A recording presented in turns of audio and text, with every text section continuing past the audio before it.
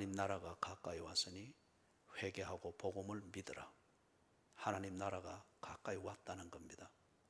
그리고 이 가까이 있는 하나님의 나라에 들어가기 위해서 첫째는 가까이 있는 하나님 나라를 볼 수 있도록 해주기 위해서 예수님이 말씀하시고 그 다음에 무언가를 행하시고 그 다음에는 가까이 있는 이 나라에 쑥 들어갈 수 있도록 예수님께서 그 길을 가르쳐 주시고 그 다음에 그 응급성을 깨달을 수 있도록 가르쳐 주시고 무언가를 하십니다. 그래서 하나님의 나라가 가까이 왔으니 복음을 믿고 회개하라. 이게 전체 딱 골자를 말하고 난 다음에 예수님께서 이제 하나님 나라가 가까이 있다고 하는 것을 이 사람들이 알도록 하시는 그것, 그 다음에 그 하나님 나라에 들어가도록 하기 위해서 예수께서 그들에게 어떻게 하시는가, 이걸 사건별로 다 그렇게 해서 마가가 정리를 해주고 있습니다. 그래서 우리 지난 수요일에는 제자들을 부르는 것, 그래서 사람이 사는 것은, 하나님 나라에 들어가는 것은 먹는 문제 어떤 이런 것을 해결하는 그런 것이 아니고, 하나님 나라에 들어가는 것은 또 유대교의 법을 잘 지키는 종교심으로 되는 것도 아니고, 하나님 나라에 들어가는 것은 관계입니다. 관계. 그래서 이 관계를, 들어가야 될 이 관계를 사람들로서는 찾을 수가 없으니까 하나님 나라의 중심이시고 하나님 나라로 들어가는 길인 이 관계를 예수께서 가지고 그들의 삶의 현장에 오신 겁니다. 그래서 제자로 부르시죠. 예수님과의 관계를 맺을 수 있도록, 정말 하나님 나라가 그들 가까이 있도록 부르셨습니다. 이걸 보여줬죠. 그 다음에 오늘은 가브나움에 가셔서 회당에서 가르치는 이 사건을 또 의미심장하게 기록을 하고 있습니다. 그래서 하나님 나라가 가까이 왔다고 하는 걸 예수님께서 보여주시고 그 다음에 그 나라에 들어가는 것을 그들에게 가르쳐 주시는, 이게 마가복음 끝까지 쭉 이어지는 겁니다. 이걸 여러분들이 딱 줄을 잘 가지고서 사건 하나씩 나올 때마다 구슬을 꿰듯이 딱 정리를 하셔야 됩니다. 그래야 하나님 나라가 무엇인가, 그 다음에 하나님 나라가 가까이 있다고 하는 게 뭔가, 예수님께서 이 하나님 나라를 보여주시고 들어가도록 하기 위해서 이런 일을 하셨구나. 그러면 내가 하나님 나라에 들어가는가, 내 가정에 하나님 나라가 있는가, 내가 몸담고 있는 교회에 하나님 나라가 있는가, 그 다음에 나는 하나님 나라에 들어가 있는가, 내 자녀들에게 하나님 나라에 들어가는 것을 보여주고 가르치고 있는가, 교회가 하나님 나라에 들어가는 것, 이걸 가르치는 목양을 하고 있는가. 교회가 뭐 이런저런 여러 가지의 긍정적인 요소도 있고 부정적인 요소도 있으나 그거는 이 목적을 위해서 사용되어진다면 그것은 다 목양에 필요한 것들입니다. 그래서 예를 들면 고린도후서 3장 16절에서도 하나님 말씀, 기록된 하나님의 말씀의 목적이 뭔가, 그 목적을 위한 기능이 뭔가, 바르게 함과 교육함과 책망함과, 바르게 함과 어로 교육함과 책망함과 그 다음에 뭡니까? 교훈하는 것. 우리의 입장에서 볼 때 꾸짖고 책망하고 또는 가르치고 바로치고 긍정과 부정의 요소가 다 있잖아요. 그러나 이게 뭘 위한 겁니까? 하나님의 사람으로 온전케 하기 위함일 것 같으면 이건 다 필요하다는 거예요. 교회의 본질적인 요소이자 그 교회의 생명력은 어떤 표면적인 화목이 있느냐, 아니면 특정한 문화로 하나가 돼서 잘 관리가 되고 있느냐, 그런 것이 아니고 때로 꾸짖고 때로 표면적인 싸움이 있을 수 있고 다툼이 있을 수 있습니다. 설교로 상처를 받을 수가 있고 설교로 표면적인 큰 위로를 받을 수도 있습니다. 그러나 그게 전부가 아니에요. 뭘 위한 것이냐, 하나님 나라가 가까이 있다고 하는 것을 보게 하고 그 다음 그 하나님 나라로 들어가는 길이 무엇인가, 이것을 깨닫게 하고 그리고 그 깨달은 바에 대해서 결단하게 하는 거예요. 그 다음에 네 번째는 그 하나님 나라 안에서 사는 그 삶을 누리는 겁니다. 이게 교회가 존재하는 목적이고 목양의 본질입니다. 그래서 지금 예수님께서 그 중에 하나인 가브나움에 가셔서 회당에 들어가셔서 가르치시면서 사건을 일으키십니다. 자, 먼저 21절에 보니까 가브나움에 들어가니라. 왜 가브나움이냐? 그래서 제가 사진을 조금 한 4대 컷을 준비를 했으니까 한번 보십시오. 어디에 있는가 하는 거. 일단 그걸 잠깐 멈춰 두세요. 위치는 여러분 나중에 성경 지도를 보면은 갈릴리 호수가 나옵니다. 갈릴리 호수 북쪽 딱 중앙입니다. 갈릴리 호수 북쪽 꼭대기 딱 중앙이고, 거기서 서쪽 옆에 있는 게 디베랴, 그 다음에 저쪽 동쪽 옆에 있는 그게 그라사인, 그렇게 됩니다. 그래서 지금 가브나움이 갈릴리 호수 북쪽 딱 끝에 있습니다. 저기서 더 쭉 올라가면 시리아로 연결되는 통로이기도 해요. 저기 지금 가브나움은 뒤에 이슬람 들어오고 이러하면서 완전히 없어졌습니다. 예수님께서 마태복음 11장에 보면은 가브나움이 정말 소돔보다 더 악하고 완고한 것을 말했죠. 그래 하면서 네가 하늘에까지 높아지겠느냐? 그들의 자고함입니다. 그래서 그들의 자고함과 오만함, 그죠? 이것을 말하면서 너희들이 소돔보다 더 완악하고 악하다는 거예요. 소돔 같은 그런 도덕적 범죄는 덜할지 모르지만은 하나님을 잘 믿는다라고 생각을 하는 그것을 가지고서 얼마나 하나님에 대해서 역설적이게도 모욕적이고 자의적 해석에 의존하면서 하나님을 철저하게 매도하는 그러한 내용으로 가버린 거예요. 듣지를 않았습니다. 예수님이 저기서 얼마나 많은 일을 행하셨어요. 근데 그걸 다 자기 입장에서만 들은 거예요. 그리고 예수를 배척했습니다. 그래서 예수님이 완전히 망할 것을 이야기했고 그게 역사에서 그냥 그대로 됐습니다. 그런데 뒤에 20세기 초반에 성경 고고학자들이 이 자료에 의존해서 가브나움의 유적지를 발굴을 했습니다. 그래서 저게 당시 가브나움에 있었던 유적지, 그것을 발굴한 그 유적지를 그대로 보존을 해둡니다. 마을의 형태죠. 그죠? 마을의 형태. 그 다음 사진 내보세요. 가브나움에 있는 회당. 그런데 저기 지금 벽돌은 정확하게 예수님 시대 때의 그 회당의 벽돌은 아니고 이 회당이 침략을 통해서 무너지고 그 위에 또 회당을 뒤에 또 건축하고 이리 되다 보니까 비잔틴 시대에 세워진 벽돌까지 청청이 있는 거죠. 그러나 저 터가 가브나움 회당의 터라고 하는 것을 밝히는 그 사암입니다. 그 다음에요. 저기는 지금 저 기념교회를 저 위에 지어놨는데 무엇 위에 세워놨는가 하면은 베드로 장모의 집, 그 유적지를 찾고 그 장모의 집 유적지 위에, 유적지를 상하지 아니하면서 이걸 딱 그렇게 그 위에 지어놓은 거예요. 그 다음에 보십시다. 그래서 저걸 이제 들어가서 보면은 밑에 유적지가 보이죠. 저기 지금 유리로 이렇게 딱 해놓은 겁니다. 그래서 저 유적지를 훼손하지 않고 저 위에 기념교회를 세운다고 건축학적으로 기술적으로 딱 띄워서 해놓은 거예요. 그러면서 유적지를 기념교회 안에 들어가서 그 유리로 바닥으로 이래 보면은 베드로 장모의 그 집 터를 생생히 볼 수 있도록 그렇게 해놓은 겁니다. 그 다음요. 저희는 이제 베드로 장모의 그 유적지에서 딱 내려다 보면 저 건너편에 그 휘랍 정교회, 저 우크라이나 거기에서 그쪽 휘랍 정교회에서 지은 기념교회예요.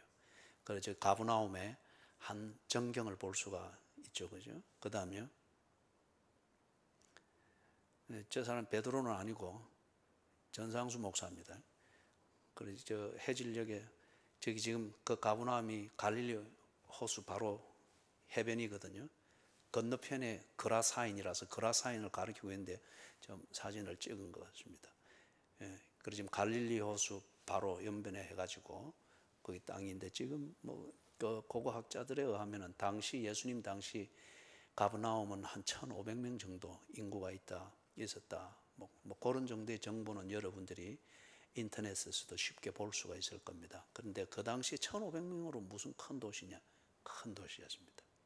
그 당시 인구는. 그리고 마을들이 언덕을 경계로해서 또 언덕 넘어 있고, 그 직선 거리는 가깝지만은 실제 거리는 그러한 어려움들이 있으니까 흩어져 있는데, 그래서 상상을 해 보십시오.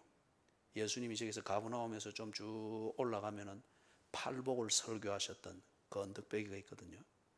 거기에 했을 때에 사람들이 꽉 모이고, 거기서 좀 더 올라가면 베세다가 있거든요. 베세다에서 어떤 기적이 있었는지 알죠?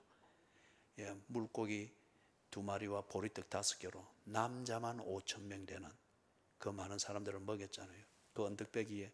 그럼 적어도 한 15,000에서 2만 명 모인다. 얼마나 많은 곳에서, 얼마나 여러 고을에서 예수의 소문을 듣고 산을 넘고 언덕을 넘고 굽이굽이 걸어서 그렇게 왔겠어요. 1,500명 정도 모였는데, 그래서 저 가버나움이 그 당시에는 저 갈릴리 호수 주변에서 중심 마을이었습니다.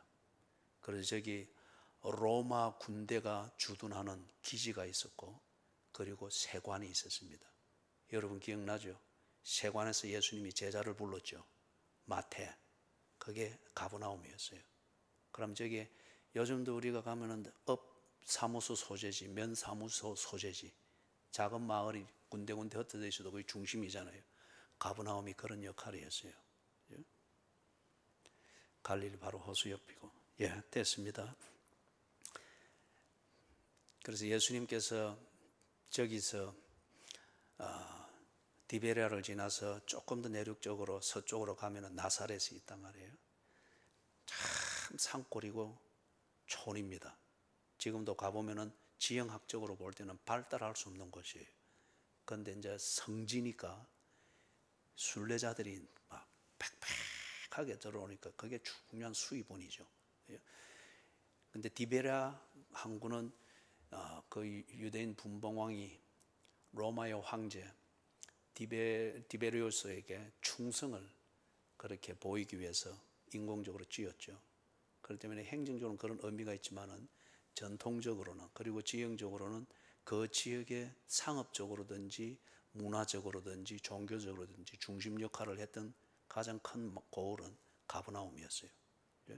예수님이 거기서 나사렛에서 쭉 걸어오셔서 가버나움을 중심으로 해서 공생애를 사셨습니다. 거기가 중심지고 사람들의 왕래가 많고, 그래 하니까 거기서 중심으로 하여서 갈릴리 주변 사역을 3년 동안, 거의 3년을 거기에서 갈릴리 주변에서 가버나움을 중심으로 해서 쭉 복음을 전가하시고 방문하시고 돌아오시고 그래 했죠. 거기서 안식일이 되었습니다. 안식일이 되니까 예수님이 회당에 들어가셔서 말씀을 가르쳤다고 합니다. 이걸 볼 때에 당시에 우리 표현으로 말하면 하나님 중심, 성경 중심, 교회 중심, 이 가치관에 맞고 이 가치관에 일치되게 생활하는 데 있어서 유익하고 필요한 전통은 예수께서 충실히 지키셨음을 알 수 있습니다. 안식일을 지키고 있습니다. 그리고 안식일에 모여서 예배하는 것, 그래서 회당에 가는 것, 이것을 지키고 있습니다. 그렇기 때문에 예수님께서 11조를 말씀하시고 할 때 건채와 박하와 11조를 드리는 것을 이야기할 때 그것을 위선으로 삼고 어떤 외식으로 삼는 이것을 못하게 했지, 하나님 중심, 성경 중심, 교회 중심의 가치관을 보존하고 전승하는 데 일치되는 전통을 예수님은 폐지한 적이 없습니다. 그것을 오도한 것을 예수님은 폐지했고 그런 전통을 없앨 것을 이야기를 했죠. 우리 표현으로 말하면 예수님께서 주일을 지키는 것, 주일에는 주일을 지키고 주일을 지키는 그 올바른 전통이 그분의 스케줄에서 중심에 있었습니다. 그래서 안식일에 회당에 들어가 가르치셨다. 예수님은 이때 분명히 무명입니다. 그런데도 이분이 설교를 할 수 있다, 아니면은 개인적으로 거기서 가르쳤다, 뭐 그럴 수 있겠습니다. 설교를 했다 그럴 수 있는 거예요. 설교를 초청 설교자를 세우고 이리 하는 권한은 회당장에게 있습니다. 그 회당을 맡고 있는 담임 랍비에게 있습니다. 랍비든지 아니면 서기관이든지 회당장에게 있는 거예요. 이 회당장이 방문한 자가 있든지 아니면은 자기가 들었을 때 이분의 설교를 하면 좋겠다. 그럴 때 두루마리 성경을 읽을 권한을 주고 그것에 대해서 설교하게 합니다. 예수께서 거기서 그렇게 가르치셨습니다. 자, 이 부분에 대하여서 우리가 앞에서 흘러오던 맥락에서 볼 때 왜 예수님께서 안식일에 회당에 들어가셔서 가르치셨을까? 그분이 회당의 상황이나 그 당시 어떤 종교적 상황, 신앙의 그런 상황을 몰랐겠습니까? 그럼에도 불구하고 그분이 안식일을 지키기 위해서, 그것을 위해서 전통적으로 원론적으로는 올바른 그 회당에 들어가서 이걸 가르치는데, 예수님의 그 중심에는 분명히 앞에서 흘러오는 맥락을 볼 때 이게 있을 거예요. 하나님 나라가 가까이 왔음을 보여줍니다. 그리고 그 하나님 나라, 그것은 무엇인가 하는 것을 보여주기 위해서 지금 그 회당에서 가르치시기를 시작하는 것을 짐작할 수가 있습니다. 그것이 그리한지는 우리 뒤에 나오는 내용을 보면서 확인할 수 있을 것입니다. 자, 그런데 22절을 보니까 예수님이 하시는 그 설교, 이 설교는 듣는 자들의 반응을 통하여서 예수님이 어떤 설교를 하셨는가 하는 것이 정리가 되고 있습니다. 예수님의 설교의 내용은 랍비들이든지 아니면은 유대교의 전통이 안식일에 예배를 드릴 때는 이 본문을 읽고 이렇게 해석을 하고 이것에 대한 해설서들이 오히려 성경보다 더 중요하게 여겼어요. 랍비의 글이든지 예를 들면 미시나, 미드라심, 이게 나중에 쭉 평민들이 가정에서 쉽게 교육할 수 있도록 하기 위해서 주후 5세기에 다시 패러프레이징 되어 있는 게 탈무드입니다. 이 말이 뭐냐면 그들은 모세의 율법에 대해서 지키는 것이 어떤가, 그들이 한 유권 해석, 일종의 주석서, 이걸 성경보다 더 중요하게 여겼습니다. 형식적으로서는 하나님의 말씀을 제일 중요하다고 하죠. 그러나 실질적인 면에서는 그들이 실천하는 모든 기준은 그것에 대한 해석에 근거해서 했습니다. 그리고 그것에 근거해서 그들은 돌로 쳐 죽이기도 하고 가두기도 하고 옳은 사람으로 인정하기도 하고 그랬던 거예요. 그렇기 때문에 회당에서 예배를 드릴 때 그들이 성경을 펴서 읽고 이렇게 한다. 랍비들은 이걸 어떻게 말했고, 우리의 전통은 이걸 어떻게 말했고, 선조들은 어떻게 지켰고, 그리고 이것에 대한 규범서는 이렇게 말하니 이렇게 해야 됩니다. 그게 보통 하는 설교입니다. 그리고 이게 표준 설교의 틀입니다. 그런데 예수님께서는 이것을 전혀 인용하지 않았습니다. 당신의 말로 하셨습니다. 예? 당신의 말로 하셨습니다. 이게 오늘날 설교자들이 깊이 생각해야 될 문제이기도 하고, 설교를 듣는 여러분들이 설교가 무엇이며 설교자가 하는 설교를 어느 관점에서 들어야 되는가, 이걸 생각하게 만드는 중요한 교훈이기도 합니다. 이 부분에 대해서는 우리가 많은 시간을 할애할 수 없으니까, 하여튼 예수님께서 그 당시 유대교가 지배하고 있는 그게 정통이었잖아요. 거기서 교과서적이고 FM의 그 설교는 어떤 것인가 하는 그것에서 예수님은 전혀 벗어나 있었습니다. 그분은 하나님의 말씀 그 자체, 그리고 그 말씀에 대한 당신의 해석, 이것을 가지고 설교를 하셨습니다. 그 다음에 그 내용이 그랬고, 예수님이 설교하시는 그 태도, 그리고 설교에 몰입되어 있는 그분의 그 소신. 설교자는 사람들이 눈으로 보는 설교입니다. 사람들이 귀로 듣는 설교가 있고, 귀로 듣는 그 설교를 눈으로 보는 설교, 설교자입니다. 그것을 통해서 확인하고 크로스 체킹을 하는 겁니다. 그래서 예수님께서 설교하시는 태도와 그 소신은 사람들이 뭐라 그랬습니까? 서기관과 같지 아니하다. 서기관들은 그 당시 전형적으로 배어 있는 그 설교자의 권위적인 어떤 그 매너와 어떤 전달하는 방식과 그게 딱 정리되어 있습니다. 그리고 사람들은 어레껏 그게 설교이며 설교자에 그것을 벗어나면은 오히려 이상하게 여기고 뭐 이렇게 될 수 있는, 예를 들자면 그렇다는 거예요. 그런데 예수님은 서기관과 같지 아니한데 사람들은 예수님의 설교에서 뭔가 그들이 이해는 할 수 없고 이것은 이것이고 저것은 저것이다라고 깨달아지는 논리적 결론에 의해서 그들이 감복되어지는 이 구조는 아니나 그러나 부정할 수 없는 그 권위에 압도당했습니다. 이게 여러분 로고스를 전달하는 레마죠. 그 로고스를 전달하는 레마는 기록된 말씀 그라페, 이것에 대한 해석으로부터 나오는 거죠. 지금 예수께서 이걸 했는데, 근데 서기관들은 그라페에 대해서 해석해 놓은 규범서, 이걸 가지고서 그들이 레마를 말하는 것이 아니고 유대교의 전통을 매끄럽게 전달하는 이 틀에 딱 익숙해 있었던 거예요. 그렇기 때문에 이들이 지금 느끼는 것은 한편 아주 낯설고 이상하고 혼돈을 느끼는 동시에 다른 한편 그 혼돈이 그냥 혼돈이 아니고 무언가 압도되어지는 권위였습니다. 그래서 서기관과 같지 아니함이니라. 바울이 에베소 교회에 그 기도를 부탁했잖아요, 그죠?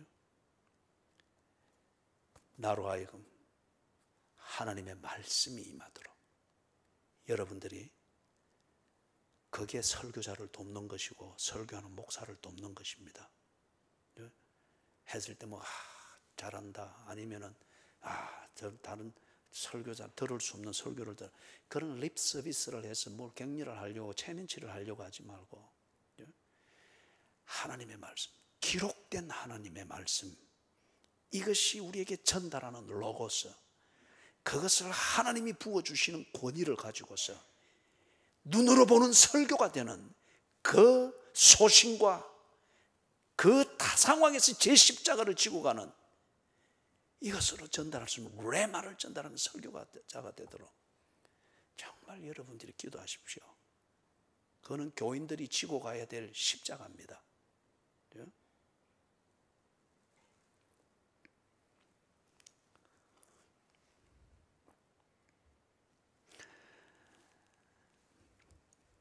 자, 그래서 이 서기관이 가버나움 회당에서 이렇다면은 당시 이스라엘 땅에, 특히 예루살렘 지역에 그 회당들은 이게 정통이잖아요. 다 그리 했다는 거예요. 그리고 교인들은 거기 다 익숙해 있습니다. 이게 정말 문제죠. 그렇기 때문에 그들이 가까이 있는 하나님 나라 안에 살지만은 그들에게 실제적인 면에서는 하나님 나라가 너무 멀었습니다. 느낄 수 없는 하나님의 나라였습니다. 이게 무엇이 그리 만들어버린 거예요? 유대교라는 이 종교가 그리 만들어버린 거예요. 서기관의 이 설교에서는 뭐가 없었던 거죠? 하나님 나라의 복음을 전가함이 없었습니다.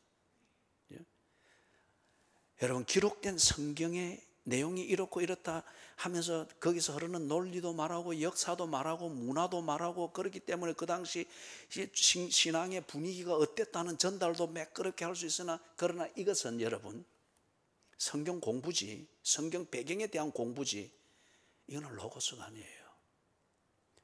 로고스가 나누어질 때에 하나님의 뜻이 임하기를 시작하는 거예요.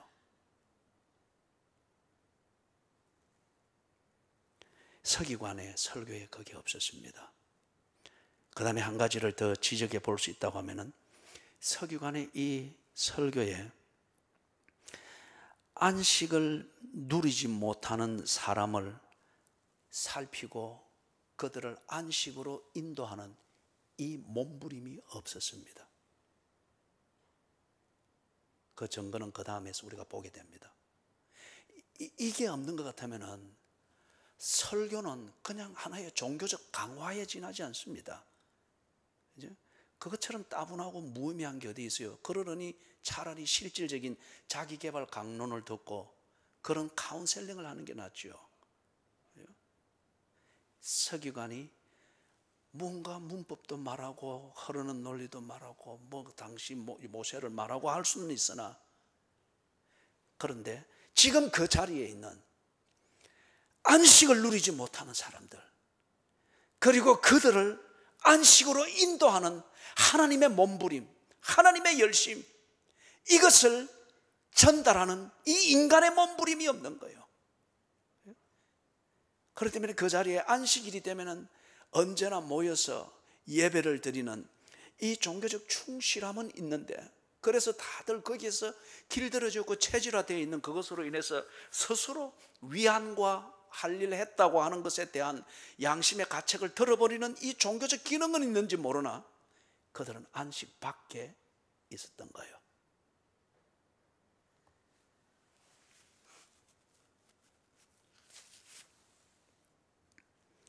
(23절)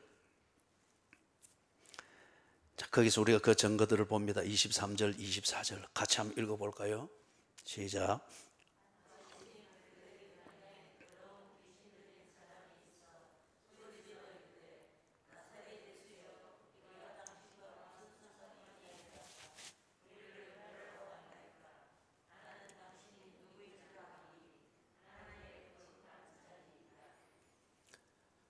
그 자리가 안식을 누리는 자리고, 안식에 들지 못하 있는 자들에게 서기관이 영안이 투시 능력이 있어서 그걸 보겠습니까? 어떻게 하겠습니까? 그러나 안식을, 자기 백성을 찾아 안식을 주고 안식에 들어오게 하고자 하는 이게 하나님의 몸부림이고, 이 하나님이 몸부림치는 현장이 역사하지 않습니까? 이 하나님의 말씀, 그 마음을 담은 하나님의 말씀 로고스를 전하는 레마의 몸부림의 시간일 것 같으면 이 귀신 들린 자가 거기 없었어야죠. 나음을 받았든지 쫓겨남을 당했든지, 분명한 것은 이 예배가 귀신이 들린 자와 귀신이 들리 않은 자임에도 불구하고 모두가 다 지금 한 가지의 분위기입니다. 아무 문제가 없어요. 누구도 마음 아파할 필요가 없고, 귀신 들린 자도 마음 아파할 필요가 없고, 귀신 안 들린 자도 도전을 받을 필요가 없고, 그냥 그들이 원하는 대로 어무를 따라왔다가 어무를 따라 행하고, 그리고 어무를 행했다고 하는 안도감을 가지고 나갈 수 있는 하나의 분위기일 뿐입니다. 이게 화목입니다. 그들이 말하는 화목입니다. 그들이 말하는 예배입니다. 이 예배를 위해서 이 서기관이 천년덕스럽게 설교하는 그것이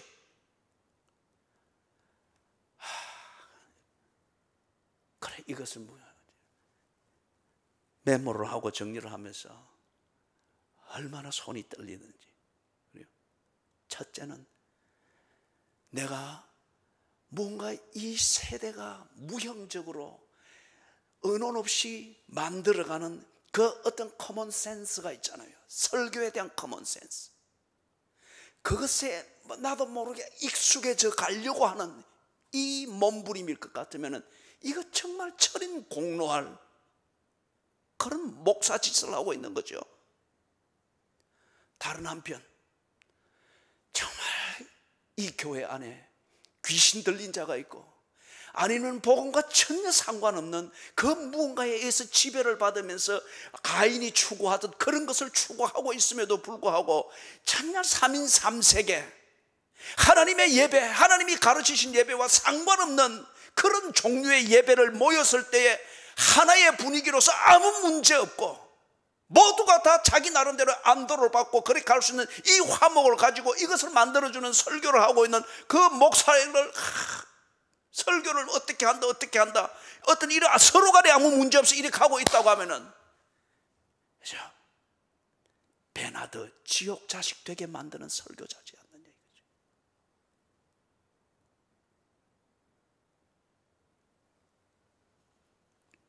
지금 이 가버나움 회당이 상황이 이렇습니다. 이 귀신 들린 자가 지금 예수님의 여기에 나타나서 서기관이 서기관이 설교를 하면서 뭐 성경을 들이치고 그리고 뭐 설교를 하고 할 때 이 귀신 들린 자가 아무 문제가 없었습니다. 그리고 거기 모여있는 자들 그 분위기에 아무 문제 없었습니다. 누구도 그 설교에 대해서 부담을 가질 필요가 없었습니다. 어렵게 하는 것이니까. 길들여져 있는 것이고 서기관은 길들여져 있는 그 이상 그 밖의 것들을 건드리려고 하지 않는 사람이니까. 그들은 이미 그 부분에 대해서 면역 주사를 단단히 맞고 딱 정리가 되어 있는 사람들이었습니다. 그렇기 때문에 귀신 들린 자 또는 귀신 들린 자의 주체는 귀신이잖아요. 귀신과 아니면 굶주린 자 아니면 나름대로 하나님을 갈망하는 자들이 한 가지로 평상시의 분위기로서 그 시간을 그렇게 하고 가고 또 모이고.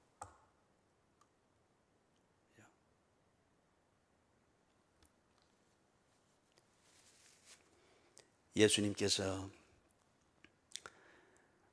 딱 들어가셨으니까 이게 이제 드러나 버린 거예요. 그래서 예수님이 뒤에 가서 이제 그리 말씀을 하죠. 이제 이런 걸 두고서 예수님 앞에 저항을 하잖아요. 당신이 자꾸 사랑을 말하고 화평을 말하고 화평케 하는 자는 복이 있나니 이렇게 하면서 왜 당신이 가서 또는 설교하고 아니면 하는 곳에 왜 자주 이런 분쟁이 일어나느냐. 당신이 없었으면은 우리 안식일 잘 지키고 화목하게 하고 밥 먹고 그리고 빠이빠이 하고 이렇게 잘 하는데 왜 당신이 오면은 그리고 당신이 뭔가 하나님 나라를 말한다고 이렇게 하면은 왜 분쟁이 일어나느냐. 왜 저런 사람이 귀신 들린 것을 해서 얼마나 자존심 상하겠느냐. 아니면 살짝 가서 그래주면 되지 왜 예배 시간에 그래 뒤집어 놓느냐. 예수님이 그 욕을 많이 들었습니다. 그 욕을 듣는 절정이 십자가에 못 박혀 죽는 것입니다.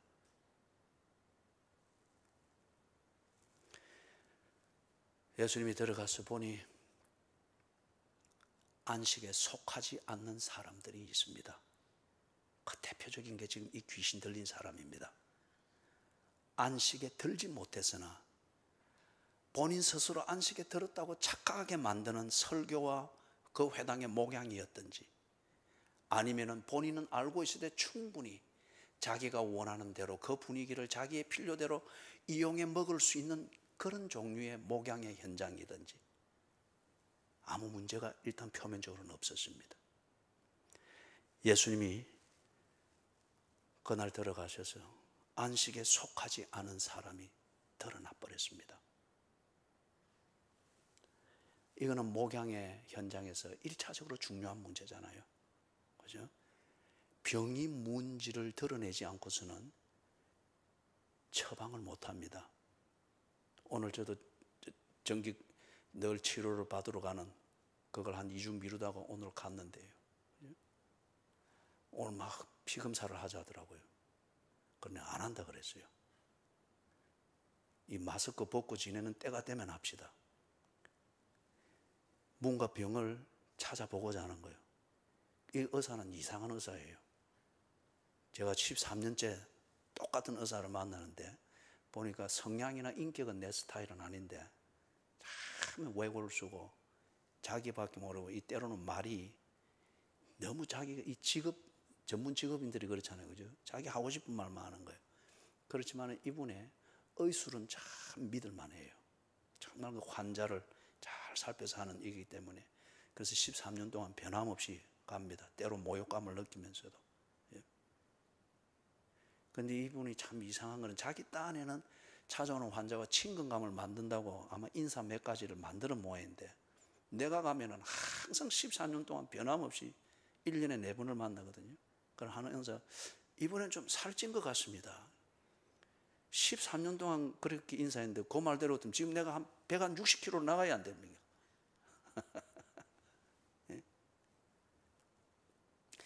무슨 말인가 하면은 이분이 나름대로 자기가 돌보고 자기의 의술을 신뢰해 주는 환자의 문제가 뭔지, 병이 뭔지, 약물과 합병증이 없는지 이걸 찾으려고 하는 그 전문인의 전달하는 표현은 어설프지만 전문인의 그 정성이 보이기 때문에 나는 그분을 신뢰해요. 그분의 어수를 신뢰해요. 그리고 처방을 해줄 때에 그분이 처방해주는 약을 먹고 부작용을 일으킨 적은 없습니다. 병이 무언자를 알고자 하는 것, 이게 1차적으로 의사의, 양심 있는 의사의 한 증거라고 생각합니다. 그 다음에 두 번째는 그 병을 치료하는 것에 올바른 처방을 해주는 것. 그게 양심 있는 의사하고 실력 있는 의사를 증명하는 하나의 현실이라고 생각합니다. 이 회당에 정말 안식에 들지 못한 자가 있고 영적으로나 육체적으로나 삶에 있어서, 성격에 있어서, 인격에 있어서 병들어서 찌그러져서 안식에 들지 못한 자가 있었으나 서기관은 정해진 매뉴얼대로만 했을 뿐입니다.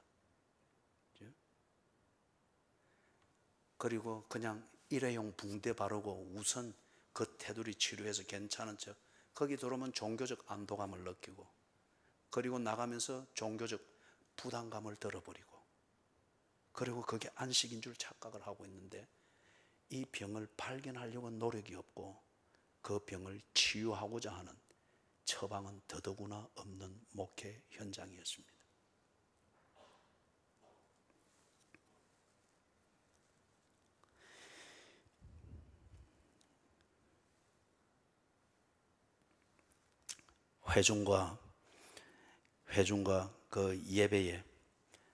회중과 그 예배에 진심으로 속하지 않는 그 사람들이 있었습니다. 그러나 아무 문제가 없는 듯 예배가 드려졌습니다. 그리고 그 회중과 예배를 변질시키는 그러한 사람들이 있었고 분위기가 있었습니다. 그러나 표면적으로는 아무 문제가 없었습니다. 종교적으로 문제가 없었습니다. 표면적으로 화목했습니다. 그리고 어떻든 모였을 때에 종교적으로 안도감을 서로 공유하는 그런 분위기였습니다. 그렇기 때문에 그것에 안주해 있는 사람들로서는 그 서기관의 설교를 아주 만족했겠죠. 그리고 그 서기관이 목양을 바로 하고 있고 설교를 바로 하고 있다라고 그들도 믿고 서기관도 그런 피드백을 보면서 자기도 스스로 착각할 수 있겠죠. 그런데 예수님이 가서 이것을 뒤집어 놓은 겁니다. 오늘 24절까지만 정리를 하는데요. 그래서 이 귀신 들린 자가 예수가 딱 나타나시고 설교를 이렇게 하시고 가르치시기를 시작하니까 정말 하나님 나라가, 가까이 있는 하나님 나라를 볼 수 있도록 드러내고 이걸 못 보도록 만드는 그 껍질과 깍질들, 콩깍지와 같은 것들을 하나님의 말씀을 증거하고 가르치는 것을 통해서 서기관과 같지 아니하는 그 권위를 가지고 설교를 새롭게 들을 수 있도록 이 말씀을 헤쳐나가게 될 때 드러나는 하나님 나라 앞에 드러나는 세상 임금의 나라가, 거기에 꽈리를 털고 있던 세상 임금의 나라가 드러나 버린 거예요. 그리고 발악을 합니다. 발악을 합니다. 23절, 마침 그들의 회당에 더러운 귀신 들린 사람이 있어 소리질러 이르되 24절, 나사렛 예수여 우리가 당신과 무슨 상관이 있나이까? 우리를 멸하러 왔나이까? 나는 당신이 누구인 줄 아노니 하나님의 거룩한 자이니이다. 안식에 들지 못한 자입니다. 예배를 드릴 수 없는 자입니다. 고침을 받아야 될 자입니다. 죄를 용서받아야 될 자입니다. 그리고 하나님 나라에 들어가는 것이 무엇인가를 진지하게 들어야 될 자이며 내 뼛속에 사무치는, 골수에 사무치는 이 죄성을 씻김을 받아내야 될 자입니다. 왜 그렇습니까? 당신이 나와 무슨 상관이 있나이까?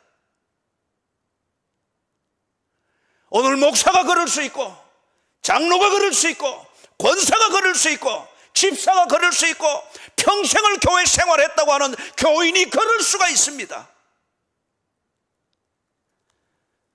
그렇게 지내왔고 누구나 다 그렇게 사는 상식이라고 하는 이상한 상식이 형성되어 있을 때에, 그게 다 서로 간에 옳게 여기고 바로 하고 있다고 여길 때에, 예수와 전혀 상관없이 살아감에도 불구하고, 예수와 전혀 상관없는 예배를 드림에도 불구하고 교회 속에 있을 수 있고, 예배의 문화와 종교적 행위를 자기의 필요를 위해서 즐길 수가 있습니다. 하나님의 나라가, 가까이 있는 하나님의 나라가 드러나니 자기 중심성이 다 꽈리를 틀고 있는 이 나라가 발악을 합니다. 하나님의 나라를 대적할 나라가 없거든요. 그러니 자기의 실체를 드러내면서 당신이 누구인 줄 아나이다. 나와 무슨 상관이 있나이까? 그 다음에 나는 당신이 누구인 줄 압니다. 누구인 줄 알지만은 어떻습니까? 대적하거나 이길 수는 없는 상대이기 때문에 발악을 하는 거예요. 사랑하는 여러분, 이게 예수께서 이 회당에 들어가신 그 목적을 위해서 아주 중요한 기능을 하죠.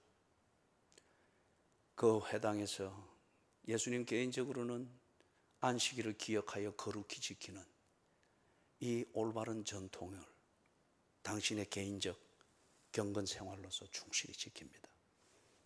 그리고 당신의 공생애의 목적으로서는 당신이 하나님 나라를 가지고 왔고 이 땅에 실현시킨 메시아인 것을 보여줍니다.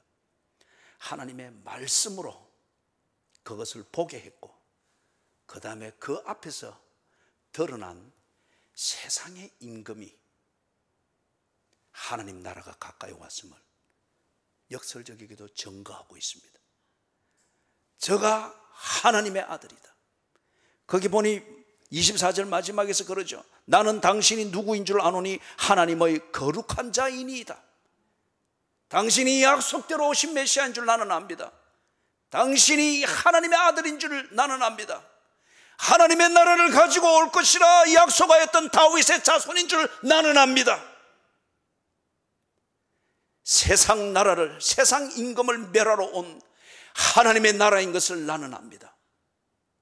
발악을 합니다. 그러나 그의 발악을 통하여서 그 회당에 있던 회중들이 쇼크를 받습니다.